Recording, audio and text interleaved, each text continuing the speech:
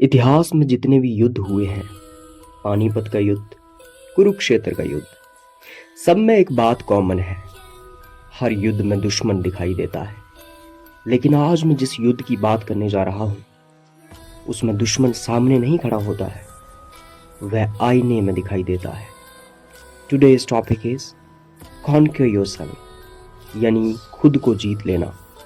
और साफ कह देता हूं, दुनिया को जीतना आसान है, परंतु खुद को जीतना सबसे कठिन। महात्मा बुद्ध ने एक बार कहा था, जो व्यक्ति हजारों की सेना को युद्ध में हरा दे वह महान नहीं है, परंतु महान तो वो है जो खुद को जीत ले। ये कोई फिलॉसफिकल लाइन नहीं है, दिस इज पॉलिटिकल ट्रुथ।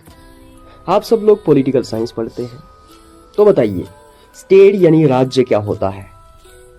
राज्य मतलब सत्ता, अनुशासन, नियंत्रण यानी कंट्रोल। लेकिन एक सवाल कोई नहीं पूछता, अगर व्यक्ति खुद पर शासन नहीं कर सकता, अगर वह खुद को कंट्रोल नहीं कर सकता, तो वह राज्य पर शासन कैसे करेगा? जिस व्यक्ति की इच्छाएं यानी डिजायर्स कंट्रोल में नहीं है, वह चाहे नेता बने या ऑफिसर, अंततः भ्रष्ट ही होगा। प्लेटो अपनी किताब रिपब्लिक में कहते हैं, the first and best victory is to conquer yourself. Plato के अनुसार आत्मा यानी सोल के 3 हिस्से होते हैं। पहला डिजायर यानी इच्छा, दूसरा स्पिरिट यानी गुस्सा, और तीसरा रीजन यानी बुद्धि। अब ध्यान दीजिए, अगर डिजायर यानी इच्छा आपको कंट्रोल करने लग पड़े तो व्यक्ति गुलाम हो जाता है। अगर स्पिरिट यानी गुस्सा आपको कंट्रोल करने लग पड़े तो व्यक्ति तानाशाह हो जाता है, और अगर रीजन यानी बुद्धि कंट्रोल करने लग पड़े तो व्यक्ति शासक यानी मास्टर हो जाता है, रूलर हो जाता है।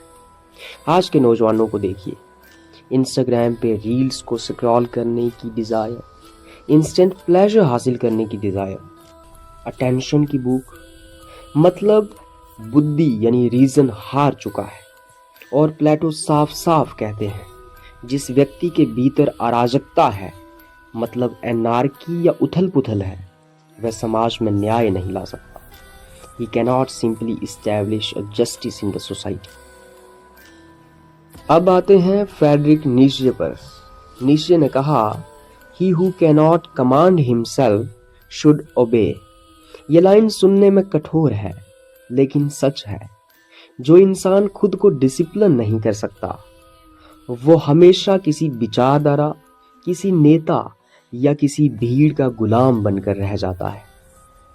नीत्शे का उवमंश कोई सुपर हीरो नहीं है, बल्कि ऐसा व्यक्ति है जो अपने डर से ऊपर उठता है, अपनी आदतों को तोड़ता है, भीड़ की मोरालिटी को रिजेक्ट करता है। आज के ज्यादातर लोग सोचते हैं कि वह आजाद हैं, लेकिन सच तो यह है कि वह गुलाम है। वह गुलाम है डोपामीन के, वह गुलाम है ऐसी जंजीरों के जो दिखती नहीं है। वो जंजीरें हैं सोशल मीडिया की जंजीरें। सेल्फ कॉन्क्वेस्ट का मतलब होता है खुद को जीतना, मतलब अपनी कमजोरियों को पहचानना, उन पर काम करना और उनको रोमांटिसाइज बिल्कुल भी नहीं करना।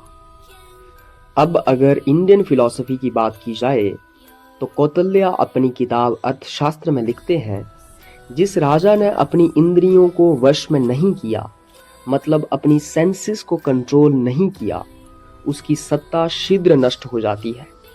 और ये लाइन आज के पॉलिटिशियंस के ऊपर फिट बैठती है।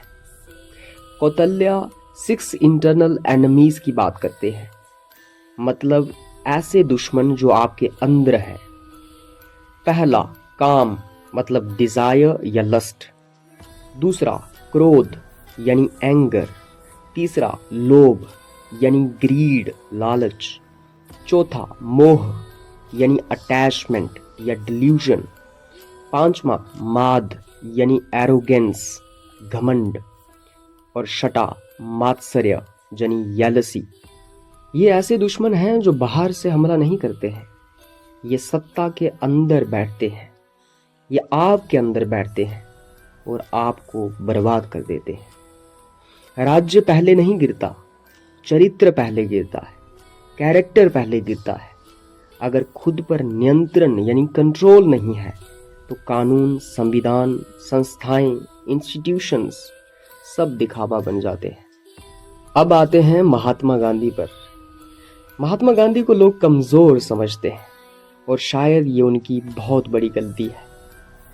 महात्मा गांधी ने कहा, freedom is not worth having if it does not include the freedom to control oneself. Mahatma Gandhi की राजनीति का आधार था आत्म अनुशासन, मतलब सेल्फ कंट्रोल, संयम, तपस्या। महात्मा गांधी ने सत्ता को बदलने से पहले खुद को जीता। आज के एक्टिविस्ट, रेवोल्यूशनरीज, स्टूडेंट्स सब सिस्टम को बदलना चाहते हैं, लेकिन खुद को बदलने के लिए कोई भी तैयार नहीं। गांधी होते तो आज कहते, तुम सिस्टम को नहीं, अपनी आदतों को बदलो, सिस्टम अपने आप बदल जाएगा। अब आखिरी बात, बिना घुमाए, सेल्फ कॉन्क्वेस्ट यानी खुद को जीतना, खुद पर विजय हासिल करना। इसका मतलब गहरी तपस्या में खो जाना नहीं है, मोटिवेशनल वीडियोस देखना नहीं है, इंस्टाग्राम पर कोट्स पढ़ना नहीं है। इसका मतलब है अनकंफर्टेबल सच को स्वीकार करना, डिसिप्लिन को लाइफस्टाइल बनाना, प्लेजर को डिले करना, भीड़ से अलग खड़े होने की हिम्मत रखना। अगर तुम खुद को नहीं जीत पाए तो याद रखिएगा, तुम नेता बनकर भी किसी के गुलाम, पप्पी रहोगे। तुम स्कॉलर बनकर भी अंदर से खाली खाली रहोगे। तुम एक्टिविस्ट बनकर भी हिपोक्रेट रहोगे। लेकिन अगर तुम खुद को जीत लो तो बिना पोजीशन, बिना पावर, तुम अपने समय की सबसे खतरनाक शक्ति बन जाओगे। क्योंकि जिसने खुद को जीत लिया उसे कोई हरा नहीं सकता।